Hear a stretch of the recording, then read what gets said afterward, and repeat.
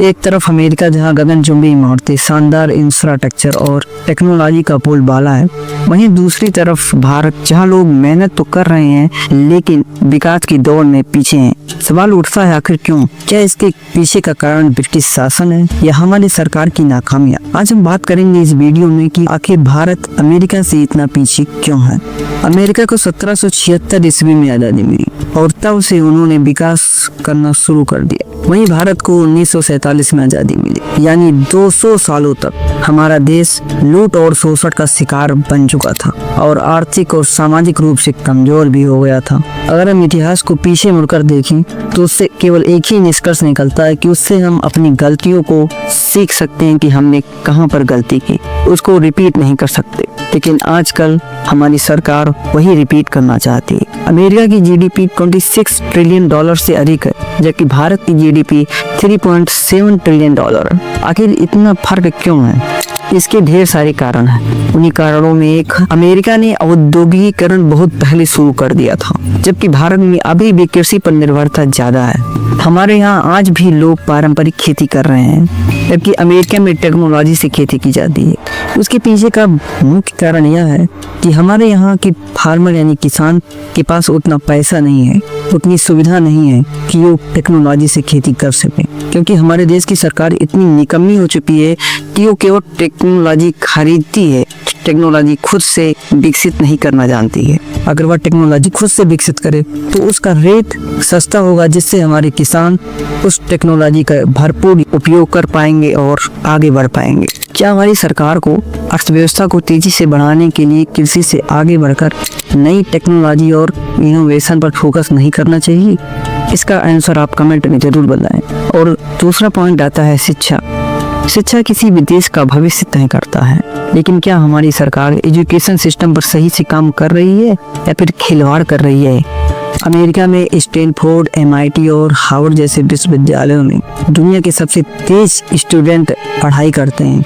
वहीं भारत में सरकारी स्कूलों और कॉलेजों की हालत तो आपको अच्छे से पता ही होगी कि इनका एजुकेशन सिस्टम और क्वालिटी कैसी है। हर जगह घूसखोरी है। अगर आपको कोई भी काम कराना है तो घूस दीजिए, चाहे स्कूल हो, कॉलेज हो या फिर कोई भी सरकारी दफ्तर हो। अगला पॉइंट आता है रिसर्च और डेवलपमेंट। रिसर्च और डेवलपमेंट में भारत अमेरिका से काफी ज्यादा पीछे है। अमेरिका अपनी जीडीपी का 3% से ज्यादा रिसर्च पर लगाता है, वहीं भारत 0.7% रिसर्च पर लगाता है। अगर भारत को सुपर पावर बनना है तो रिसर्च और इनोवेशन पर ध्यान देना जरूरी है, लेकिन हमारी सरकार उस पर ध्यान नहीं देगी। उस पर ध्यान ना दे करके आंतरिक मामलों पर ज्यादा ध्यान देगी और सत्ता के लालच में देश को बर्बाद कर देगी। टेक्नोलॉजी असली गेम चेंजर होती है। अमेरिका ने सिलिकॉन वैली जैसी जगह बना ली है, जहां पर गूगल, एप्पल और माइक्रोसॉफ्ट जैसी बड़ी बड़ी कंपनियां वहां पर विकसित हो चुकी हैं। भारत के पास तो अभी खुद का गूगल नहीं है, तो क्या ये अमेरिका की बराबरी कर पाएंगे?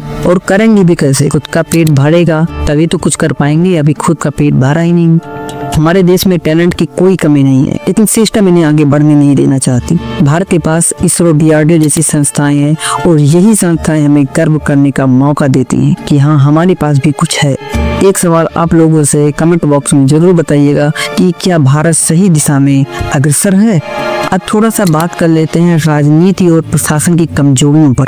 कोई भी देश तभी आगे बढ़ सकता है जब उसकी सरकारें तेज फैसले ले और उसकी नीतियां प्रभावशाली हों। अमेरिका में कोई भी नई पॉलिसी तुरंत लागू हो जाती है, जबकि भारत में एक सड़क बनाने के लिए सालों लग जाते हैं। आखिर क्यों? क्योंकि यहाँ पर भ्रष्टाचार की नींव खड़ी हुई। यहाँ पर लोग करप्ट हैं, देश को आगे बढ़ने नहीं देना चाहते, खुद की जेब भरना चाहते हैं, क्योंकि हमारा सिस्टम ही करप्शन से भरा हुआ है। अगर आपको एक ड्राइविंग लाइसेंस DL बनवाना है और आप RTO ऑफिस जाते हैं, जो काम 1000-1500 रुपए में हो जाता है, वही आपसे 3 से 4000 रुपए लिया जाएगा। अगर आप शिक्षित नहीं है तो आपको ये दुनिया लूट ले। ब्यूरोक्रेसी और भ्रष्टाचार हमारे देश की सबसे बड़ी समस्या है। और ये क्वेश्चन आपसे है कि क्या हमारे सिस्टम में पारदर्शिता लाने की आवश्यकता है या फिर नहीं है? कमेंट में जरूर बताइए। अगला पॉइंट आता है जनसंख्या। 140 करोड़ की जनसंख्या हमारे लिए वरदान भी है और अभिशाप भी है। अगर हमारी सरकार इसे सही रूप से स्किल करती है तो भारत दुनिया की सबसे बड़े आर्थिक शक्ति के रूप में उभर सकता है। अगर वो नहीं करती है तो यह बेरोजगार के रूप में देश पर बोझ बन सकती है, और वही हमारी सरकार करना चाहती है। हर जगह घूस और भ्रष्टाचार की नींव खड़ी कर दी हो। अगर हमारी सरकार युवाओं को रोजगार के लिए तैयार करती है तो हमारा देश अमेरिका के मुकाबले खड़ा हो सकता है और सुपर पावर बन सकता है। अब हम बात करते हैं कि भारत आगे कैसे बढ़ सकता है। अभी तक तो मैंने केवल कंपेयर किया है। हमारी सरकार को शिक्षा और रिसर्च पर ज्यादा से ज्यादा फोकस करना चाहिए। टेक्नोलॉजी और इनोवेशन को बढ़ावा देना चाहिए। तानाशाही और भ्रष्टाचार की नीतियां खत्म करनी चाहिए। उद्योगों और स्टार्टअप्स का समर्थन देना चाहिए।